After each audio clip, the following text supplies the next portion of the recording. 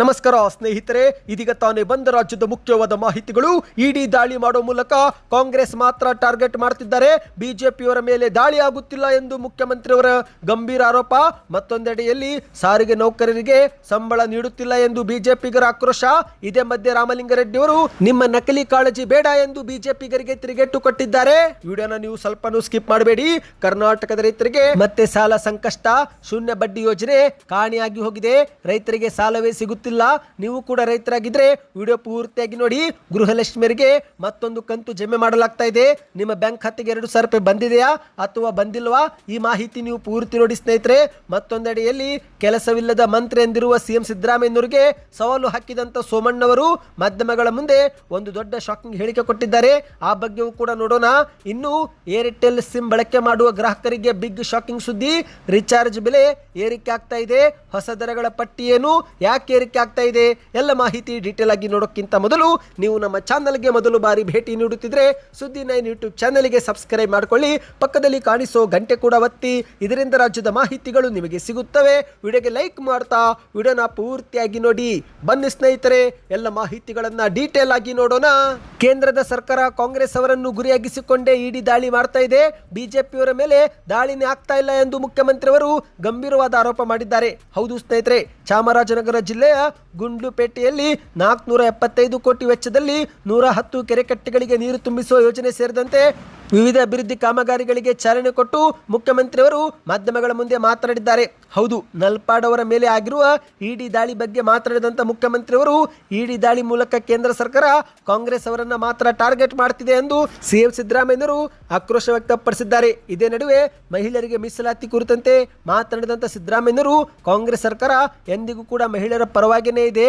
ಇಂದು ಗ್ರಾಮ, ತಾಲೂಕು, ಜಿಲ್ಲಾ ಪಂಚಾಯಿತಿ, ನಗರಸಭೆ, ನಗರ ಪಾಲಿಕೆಗಳಲ್ಲಿ 50% ಮಹಿಳೆಯರಿದ್ದು ಇದಕ್ಕೆ ಕಾಂಗ್ರೆಸ್ ಸರ್ಕಾರವೇ ಕಾರಣ ಎಂದು ಮುಖ್ಯಮಂತ್ರಿಯವರು ಹೇಳಿಕೆ ಕೊಟ್ಟಿದ್ದಾರೆ. ಕೇಂದ್ರ ಸರ್ಕಾರವು ಮಹಿಳಾ ಮೀಸಲಾತಿ ಕಾಯ್ದೆ ಜೊತೆಗೆ ಕ್ಷೇತ್ರ ಮರು ವಿಂಗಡಣೆ ಬಿಲ್ ಕೂಡ ಸೇರಿಸಿದ್ದಾರೆ. ಹಾಗಾಗಿ ನಾವು ವಿರೋಧ ವ್ಯಕ್ತಪಡಿಸಿದ್ದೇವೆ. ನಾವು ಕೇವಲ ಕ್ಷೇತ್ರ ಮರು ವಿಂಗಡಣೆ ಬಿಲ್ಗೆ ಮಾತ್ರ ವಿರೋಧ ವ್ಯಕ್ತಪಡಿಸಿದ್ದು, ಮಹಿಳಾ ಮೀಸಲಾತಿಗೆ ನಾವು ವಿರೋಧ ವ್ಯಕ್ತಪಡಿಸಿಲ್ಲ ಎಂದು ಸಿದ್ದರಾಮಯ್ಯನವರು ಸ್ಪಷ್ಟಪಡಿಸಿದ್ದಾರೆ. ಇನ್ನು ಇದರ ನಡುವೆ ಚಾಮರಾಜನಗರಕ್ಕೆ ಭೇಟಿ ನೀಡಿದರೆ ಅಧಿಕಾರ ಕಳೆದುಕೊಳ್ಳುತ್ತಾರೆ ಎಂಬ ನಂಬಿಕೆ ಕುರಿತಂತೆ ಪ್ರತಿಕ್ರಿಯೆ ಕೊಟ್ಟಂತ ಸಿದ್ದರಾಮಯ್ಯನವರು, ಇದೊಂದು ಮೂಢನಂಬಿಕೆ. ಸಿಎಂ ಆದ ಮೇಲೆ ನಾನು ಚಾಮರಾಜನಗರಕ್ಕೆ ಸಾಕಷ್ಟು ಬಾರಿ ಬಂದು ಭೇಟಿ ಕೊಟ್ಟಿದ್ದೇನೆ. ಮೂಢನಂಬಿಕೆಗಳಲ್ಲಿ ನನಗೆ ನಂಬಿಕೆನೇ ಇಲ್ಲ. ಇಲ್ಲಿಗೆ ಬಂದಷ್ಟು ನನ್ನ ಕುರ್ಚಿನ್ನು ಗಟ್ಟಿಯಾಗುತ್ತೆ ಎಂದು ಮುಖ್ಯಮಂತ್ರಿಯವರು ಹೇಳಿದ್ದಾರೆ. ಇನ್ನು ಮಹಿಳಾ ಮೀಸಲಾತಿ ಬಿಲ್ಲನ್ನು ಕಾಂಗ್ರೆಸ್ ವಿರೋಧಿಸಿತು ಎಂದು ಬಿಜೆಪಿಯವರು ಸುಳ್ಳು ಪ್ರಚಾರ ಮಾಡ್ತಿದ್ದಾರೆ. ಆದರೆ ಮೊದಲಿಗೆ ಸ್ಥಳೀಯ ಸಂಸ್ಥೆಗಳಲ್ಲಿ ಮಹಿಳಾ ಮೀಸಲಾತಿ ಜಾರಿಗೆ ತಂದಿದ್ದೇ ಕಾಂಗ್ರೆಸ್ ಸರ್ಕಾರ ಎಂದು ಸಿದ್ದರಾಮಯ್ಯನವರು ಹೇಳಿಕೆ ಕೊಟ್ಟಿದ್ದಾರೆ. ಬನ್ನಿ ಸ್ನೇಹಿತರೆ, ಮತ್ತೊಂದು ಮಾಹಿತಿಗೆ ಹೋಗೋಣ. ರಾಜ್ಯದ ಕಾಂಗ್ರೆಸ್ ಸರ್ಕಾರ ಜಾರಿಗೆ ತಂದಿರುವ ಪಂಚ ಗ್ಯಾರಂಟಿ ಯೋಜನೆಗಳಲ್ಲಿ ಶಕ್ತಿ ಯೋಜನೆಯೂ ಕೂಡ ಒಂದಾಗಿದ್ದು, ಇಂದು ಮಹಿಳೆಯರು ರಾಜ್ಯಾದ್ಯಂತ ಆಧಾರ್ ಕಾರ್ಡ್ ತೋರಿಸುವ ಮೂಲಕ ಉಚಿತವಾಗಿ ಪ್ರಯಾಣ ಮಾಡಬಹುದಾಗಿದೆ. ಆದರೆ ಸ್ನೇಹಿತರೆ, ಶಕ್ತಿ ಯೋಜನೆ ಜಾರಿಗೆ ಮಾಡಿದಾಗಲಿಂದ 4 ಸಾರಿಗೆ ನಿಗಮಗಳು ಸಂಕಷ್ಟದಲ್ಲಿವೆ, ನಷ್ಟದಲ್ಲಿವೆ ಎಂಬ ಆರೋಪಗಳು ಕೇಳಿಬಂದಿವೆ. ಈ ಬಗ್ಗೆ ಈಗ ಬಿಜೆಪಿಯ ರಾಜ್ಯಾಧ್ಯಕ್ಷ ಬಿ.ವಾ. ವಿಜೇಂದ್ರ ಅವರು ಕೂಡ ಕಿಡಿಕಾರಿದ್ದು, ಇದೇ ವಿಚಾರಕ್ಕೆ ಸಾರಿಗೆ ಸಚಿವ ರಾಮಲಿಂಗಾರೆಡ್ಡಿಯವರು ಖಡಕ್ಕಾಗಿಯೇ ತಿರುಗೇಟು ಕೊಟ್ಟಿದ್ದಾರೆ. ಹೌದು, ನೀವು ಸ್ಕ್ರೀನ್ ಮೇಲೆ ಒಂದು ಟ್ವೀಟ್ ನೋಡ್ತಿರಬಹುದು ಸ್ನೇಹಿತರೆ. ಇದು ಸಾರಿಗೆ ಸಚಿವ ರಾಮಲಿಂಗಾರೆಡ್ಡಿ ಮಾಡಿದ ಟ್ವೀಟ್ ಆಗಿದೆ. ಇದರಲ್ಲಿ ಅವರು ಏನು ಬರೆದಿದ್ದಾರಂದ್ರೆ, ಬಿ.ವಾ. ವಿಜೇಂದ್ರ ಅವರೇ, ನಿಮ್ಮ ಈ ನಕಲಿ ಕಾಳಜಿಯ ಮುಖವಾಡವನ್ನು ಕಳಚಿಡಿ. ಸಾರಿಗೆ ಸಂಸ್ಥೆ ಇವತ್ತು ಈ ಸ್ಥಿತಿಗೆ ತಲುಪಲು ನಿಮ್ಮ ಪೂಜ್ಯ ತಂದೆ ಶ್ರೀ ಯಡಿಯೂರಪ್ಪ ಮತ್ತು ಮಾಜಿ ಮುಖ್ಯಮಂತ್ರಿ ಬೊಮ್ಮಾಯಿಯವರ ಕಾಲದ ಆಡಳಿತವೇ ಕಾರಣ. ಅಂದು ಅಧಿಕಾರದ ಅಮಲಿನಲ್ಲಿ ನೌಕರರ ಹೊಟ್ಟೆಯ ಮೇಲೆ ಹೊಡೆದ ನೀವು ಇಂದು ಯಾವ ಮುಖ ಇಟ್ಟುಕೊಂಡು ಉಪದೇಶ ಮಾಡುತ್ತಿದ್ದೀರಿ ಎಂದು ರಾಮಲಿಂಗಾರೆಡ್ಡಿಯವರು ಪ್ರಶ್ನೆ ಮಾಡಿದ್ದಾರೆ. ನಿಮಗೆ ವಿಷಯದ ಅರಿವಿಲ್ಲ, ಕೇವಲ ಪ್ರಚಾರದ ಹಪಹಪಿ ಮಾತ್ರ ಇದೆ. ನಿಮ್ಮ ಹಳೆಯ ಪಾಪದ ರಾಶಿಯನ್ನು ನಾವೇ ಪದೇ ಪದೇ ಅಗೆದು ತೆಗೆಯಬೇಕಾಗಿರುವುದು ಈ ರಾಜ್ಯದ ಅತಿ ದೊಡ್ಡ ದುರಂತ. ಇನ್ನಾದರೂ ಜನರನ್ನು ದಾರಿ ತಪ್ಪಿಸುವ ಈ ಪಳ್ಳು ಹಾರಾಟಗಳನ್ನು ನಿಲ್ಲಿಸಿ ನಿಮ್ಮ ಕಾಲದ ಅಧಃ ಪತನಕ್ಕೆ ಮೊದಲು ಉತ್ತರ ಕೊಡಿ ಎಂದು ಪ್ರಶ್ನೆ ಮಾಡಿದ್ದಾರೆ. ಸಾರಿಗೆ ಸಂಸ್ಥೆಗಳ ಇತಿಹಾಸದಲ್ಲೇ ಮೊದಲ ಬಾರಿಗೆ 15 ದಿವಸಗಳ ಕಾಲ ಮುಷ್ಕರ ಮಾಡಿಸಿ ತಿಂಗಳು ಕಾಲ ಮುಷ್ಕರ ಮಾಡುವುದಕ್ಕೆ ಅಡಿಪಾಯ ಹಾಕಿಕೊಟ್ಟಿರುವ ಕೀರ್ತಿ ನಿಮಗೆ ಸಲ್ಲಬೇಕು. ನಿಮ್ಮ ಅವಧಿಯಲ್ಲಿ 2 ಬಾರಿ ಮುಷ್ಕರ ನಡೆದಿರುವುದು ದಾಖಲೆಯಾಗಿದೆ. ಮುಷ್ಕರದ ಹೆಸರಿನಲ್ಲಿ ಸಾವಿರಾರು ಸಂಖ್ಯೆ ನೌಕರರನ್ನು, ಅಂದಾಜು 3,500 ನೌಕರರನ್ನು ಕೆಲಸದಿಂದ ವಜಾ ಮತ್ತು ಅಮಾನತು ಮಾಡಿ FIR ಕೂಡ ಹಾಕಿಸಿ ಇಂದಿಗೂ ಕೋರ್ಟು ಕಚೇರಿ ಅಲಿಯುವಂತೆ ಮಾಡಿದ್ದೀರಿ. ನಿಮ್ಮ ಆಡಳಿತದ ಅವಧಿಯಲ್ಲಿ ತಿಂಗಳಿಗೆ ಸರಿಯಾಗಿ ವೇತನ ಪಾವತಿ ಮಾಡದೆ ಈ ತಿಂಗಳ ಸಂಬಳ ಮುಂದಿನ ತಿಂಗಳು ಇಲ್ಲವೇ ಅರ್ಧ ಸಂಬಳ ನೀಡುತ್ತಿದ್ದು ದಾಖಲೆ ನಿಮಗೆ ಬೇಕೇ? ವೇತನ ಪರಿಷ್ಕರಣೆ ಮಾಡಿ ಹಣ ಪಾವತಿ ಮಾಡದೆ ಬಾಕಿ ಇಟ್ಟು ಹೋಗಿದ್ದಿರಲ್ಲ, ಇದರ ಭಾಗವೇ ಈಗಿನ ಮುಷ್ಕರದ ಕೂಗು. ಇನ್ನು 2020ರಲ್ಲಿ ಆಗಬೇಕಾಗಿದ್ದಂತ ವೇತನ ಪರಿಷ್ಕರಣೆಯನ್ನು 2023 ಮಾರ್ಚ್ನಲ್ಲಿ ಅಂದ್ರೆ 38 ತಿಂಗಳ ನಂತರ ಮಾಡಿದ್ದು ತಡವಲ್ಲವೇ? ಈಗ ತಾವು ವೇತನ ಪರಿಷ್ಕರಣೆಗೆ ತಡವಾಗಿರುವ ಬಗ್ಗೆ ಮಾತನಾಡುವುದಕ್ಕೆ ಯಾವ ನೈತಿಕತೆ ಇದೆ ಎಂದು ಪ್ರಶ್ನೆ ಮಾಡಿದ್ದಾರೆ. ವೇತನ ಪರಿಷ್ಕರಣೆ ಘೋಷಿಸಿ ಯಾವುದೇ ಅನುದಾನ ನೀಡದೆ ನಿವೃತ್ತ ನೌಕರರ ಹಿಂಬಾಕಿಯನ್ನು ನಮ್ಮ ಆಡಳಿತ ಅವಧಿಯಲ್ಲಿ ಪಾವತಿ ನಾವು ಮಾಡಿದ್ದೇವೆ. 2019ರಿಂದ 2023 ಅವಧಿಯಲ್ಲಿ ರಾಜ್ಯದ 4 ರಸ್ತೆ ಸಾರಿಗೆ ಸಂಸ್ಥೆಗಳಲ್ಲಿ ಸಮರ್ಪಕವಾಗಿ ಹೊಸ ಬಸ್ಸುಗಳನ್ನು ಕೂಡ ಸೇರ್ಪಡೆ ಮಾಡದೆ ಮತ್ತು ಹೊಸ ನೇಮಕಾತಿಯು ಕೂಡ ನೀವು ಸ್ಥಗಿತ ಮಾಡಿದ್ದೀರಿ ಎಂದು ರಾಮಲಿಂಗಾರೆಡ್ಡಿ ಅವರು ಟ್ವೀಟ್ ಮಾಡಿದ್ದಾರೆ. ಬನ್ನಿ ಸ್ನೇಹಿತರೆ, ಮತ್ತೊಂದು ಮಾಹಿತಿಗೆ ಹೋಗೋಣ. ನೀವು ಕೂಡ ರೈತರಾಗಿದ್ದು ಸಾಲ ಪಡೆದುಕೊಳ್ಳಲು ಸಂಕಷ್ಟ ಎದುರಿಸುತ್ತಿದ್ರೆ ಅಥವಾ ಸರ್ಕಾರದ ಶೂನ್ಯ ಬಡ್ಡಿ ಸಾಲ ಯೋಜನೆ ನಿಮಗೆ ಸಿಗುತ್ತಿಲ್ಲವೆಂದರೆ ನಿಮ್ಮ ಅನಿಸಿಕೆಗಳನ್ನು ಕಮೆಂಟ್ ಮಾಡಿ. ಹೌದು, ಕರ್ನಾಟಕದಲ್ಲಿ ಖಾಸಗಿ ಸಾಲದ ಬಲೆಗೆ ಸಿಲುಕಿ ರೈತರು ಆತ್ಮಹತ್ಯೆ ಮಾಡಿಕೊಳ್ಳುತ್ತಿರುವ ಘಟನೆಗಳು ಹೆಚ್ಚಾಗುತ್ತಿರುವ ನಡುವೆನೇ ಇತ್ತ ನೆರವಾಗಬೇಕಾಗಿದ್ದಂಥ ಸಹಕಾರಿ ಸಂಘಗಳೇ ಹಣದ ಕೊರತೆಯಿಂದ ಸಂಕಷ್ಟಕ್ಕೆ ಸಿಲುಕಿರುವ ಮಾಹಿತಿ ಲಭ್ಯವಾಗಿದೆ. ಹೌದು ಸ್ನೇಹಿತರೆ, ಸರ್ಕಾರದ ಶೂನ್ಯ ಬಡ್ಡಿ ದರದ ಸಾಲ ಯೋಜನೆ ಬಹುತೇಕ ರೈತರಿಗೆ ಸಿಗುತ್ತಿಲ್ಲ. ಹೌದು, ಮಾಹಿತಿಯ ಪ್ರಕಾರ ಕಳೆದ 2 ವರ್ಷಗಳಿಂದ ಗುರಿಯಂತೆ ಸಾಲ ವಿತರಣೆ ನಡೆಯದ ಹಿನ್ನೆಲೆಯಲ್ಲಿ 2026-27ನೇ ಸಾಲಿನಲ್ಲೂ ಕೂಡ ಸಹಕಾರಿ ಸಂಘಗಳು ರೈತರಿಗೆ ಸಮರ್ಪಕ ಹಣಕಾಸು ನೆರವು ನೀಡಲು ಸಾಧ್ಯವಾಗದೆ ಹಾಗೇನೆ ಕುಳಿತಿವೆ ಸ್ನೇಹಿತರೆ. ನಬಾರ್ಡ್ ಸಂಸ್ಥೆಯಿಂದ ಶೇಕಡ 4 ಬಡ್ಡಿ ದರದಲ್ಲಿ ದೊರೆಯುತ್ತಿದ್ದಂಥ ಪುನರ್ಧನ ಸಾಲವನ್ನು 2024-25ರಲ್ಲಿ ರಾಜ್ಯಕ್ಕೆ ಶೇಕಡ 58ರಷ್ಟು ಕಡಿತ ಮಾಡಲಾಗಿದ್ದು, ಇದರಿಂದಲೇ ಈ ಒಂದು ಪರಿಸ್ಥಿತಿ ಹದಗೆಟ್ಟು ಹೋಗಿದೆ. ಅಂದರೆ ಸ್ನೇಹಿತರೆ, ವರ್ಷಕ್ಕೆ ಸುಮಾರು 5,600 ಕೋಟಿ ಬರುತ್ತಿದ್ದಂಥ ಸಾಲ 2,300 ಕೋಟಿಗೆ ಇಳಿದ ಪರಿಣಾಮ ಹಲವು ರೈತರಿಗೆ ಶೂನ್ಯ ಬಡ್ಡಿ ಸಾಲದ ಲಾಭ ಸಿಗುತ್ತಿಲ್ಲ. ಇದರ ಜೊತೆಗೆ ನಬಾರ್ಡ್ ಕೂಡ ಈಗ ಹೆಚ್ಚಿನ ಸಾಲಗಳಿಗೆ ಶೇಕಡ 8ರಷ್ಟು ಬಡ್ಡಿ ವಿಧಿಸುತ್ತಿರುವುದರಿಂದ ಇತ್ತ ಸಹಕಾರಿ ಸಂಘಗಳು ಕೂಡ ದುಬಾರಿ ಬಡ್ಡಿಯಲ್ಲಿ ಸಾಲ ಪಡೆದು ರೈತರಿಗೆ ನೀಡಲು ಕೂಡ ಹಿಂಜರಿಯುತ್ತಿವೆ ಸ್ನೇಹಿತರೆ.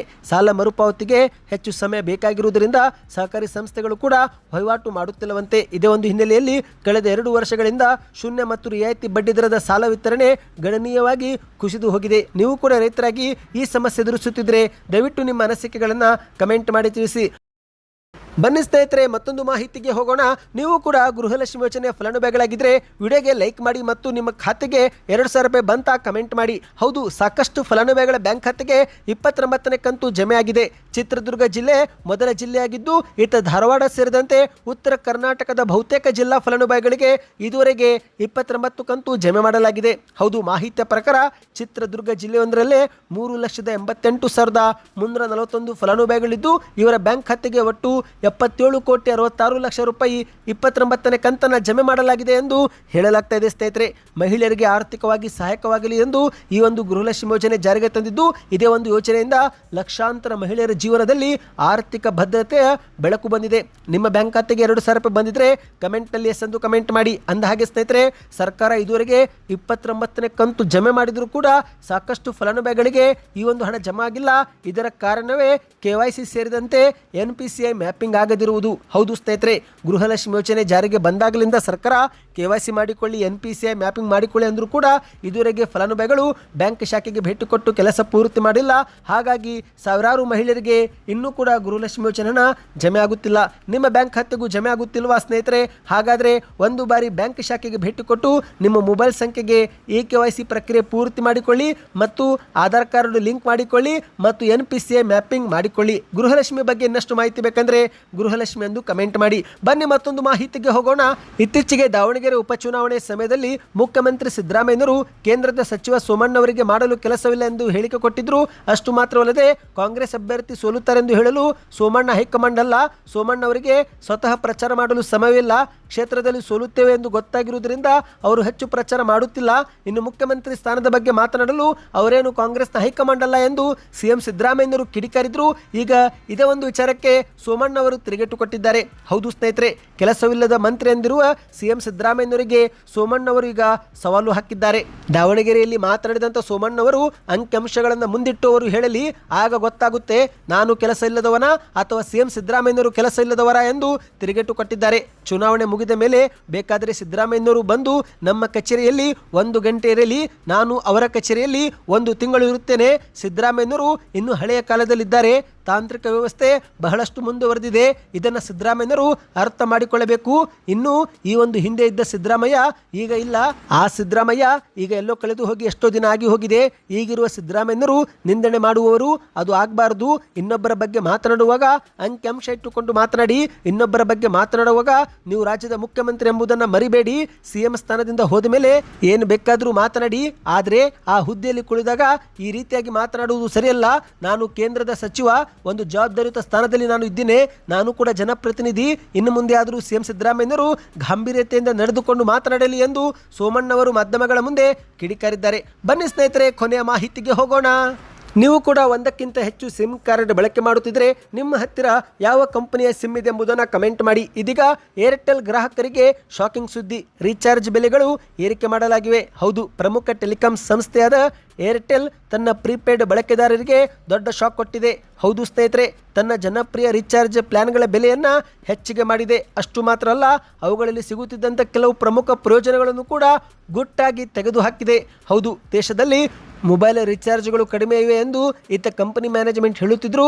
ಮತ್ತೊಂದೆಡೆಯಲ್ಲಿ ಗೊತ್ತಿಲ್ಲದಂತೆ ಬೆಲೆ ಏರಿಕೆಯೂ ಕೂಡ ಆಗ್ತಾ ಇದೆ. ಹೌದು ಸ್ನೇಹಿತರೆ, ಇದೀಗ ಏರ್ಟೆಲ್ ತನ್ನ ಅತ್ಯಂತ ಜನಪ್ರಿಯ ರೀಚಾರ್ಜ್ ಆಗಿರುವ 859 ಪ್ಲಾನ್ ಸ್ಥಗಿತ ಮಾಡಿ 899ಕ್ಕೆ ಹೊಸ ಪ್ಲಾನ್ ಪರಿಚಯಿಸಿದೆ. ಇನ್ನು ಈ ಪ್ಲಾನ್ನಲ್ಲಿ 84 ದಿನ ವ್ಯಾಲಿಡಿಟಿ, ಪ್ರತಿದಿನ 1.5 GB ಡೇಟಾ ಮತ್ತು ಅನ್ಲಿಮಿಟೆಡ್ ಕಾಲ್ ಇವೆ. ಆದರೆ ಸ್ನೇಹಿತರೆ, ಒಂದು ಪ್ರಮುಖ ಲಾಭವನ್ನು ಕಂಪನಿಯಲ್ಲಿ ಕಡಿತ ಮಾಡಿದೆ. ಈ ಒಂದು ಹಿಂದೆ ಈ ಪ್ಲಾನ್ ಜೊತೆಗೆ ಸಿಗುತ್ತಿದ್ದಂಥ ರಿವಾರ್ಡ್ಸ್ ಮಿನಿ, ಅಂದರೆ ಸ್ನೇಹಿತರೆ ಏನು 80 ರೂಪಾಯಿ ಕ್ಯಾಶ್ ಬ್ಯಾಕ್ ಸಿಗ್ತಾ ಇತ್ತು, ಇನ್ನು ಮುಂದೆ ಆ ಕ್ಯಾಶ್ ಬ್ಯಾಕ್ ಸಿಗೋದಿಲ್ಲ. 899 ರೂಪಾಯಿನೇ ಪಾವತಿ ಮಾಡಬೇಕು. ಇನ್ನು ಅದೇ ರೀತಿ ಸ್ನೇಹಿತರೆ, 799 ರೂಪಾಯಿ ಪ್ಲಾನು ಭಾರಿ ಫೇಮಸ್ ಆಗಿತ್ತು, ಅದನ್ನು ರದ್ದು ಮಾಡಿದ್ದಾರೆ. ಹೌದು ಸ್ನೇಹಿತರೆ, 77 ದಿನ ವ್ಯಾಲಿಡಿಟಿ ಇದ್ದಂಥ 799 ಪ್ಲಾನನ್ನು ಸಂಪೂರ್ಣವಾಗಿ ರದ್ದು ಮಾಡಲಾಗಿದೆ. ಹೌದು ಸ್ನೇಹಿತರೆ, ಅತಿ ಹೆಚ್ಚು ಜನರು ಈ ಒಂದು ಪ್ಲಾನನ್ನು ಬಳಕೆ ಮಾಡುತ್ತಿದ್ದರು. ಆದರೆ ಈ ಒಂದು ಪ್ಲಾನ್ ಕೂಡ ಈಗ ತೆಗೆದುಹಾಕಿದ್ದಾರೆ. ಒಟ್ಟಿನಲ್ಲಿ ಗ್ರಾಹಕರಿಗೆ ಇದು ಈಗ ಪರೋಕ್ಷವಾಗಿ ಹೊರೆಯಾಗಿದೆ. ಸ್ನೇಹಿತರೆ, ನಿಮ್ಮ ಹತ್ತಿರ ಯಾವ ಕಂಪನಿಯ ಸಿಮ್ ಇದೆ ಎಂಬುದನ್ನು ಕಮೆಂಟ್ ಮಾಡಿ. ಮಾಹಿತಿಗಳು ಇಷ್ಟವಾಗಿದ್ದರೆ ಚಾನಲ್ಗೆ ಸಬ್ಸ್ಕ್ರೈಬ್ ಮಾಡಿಕೊಳ್ಳಿ.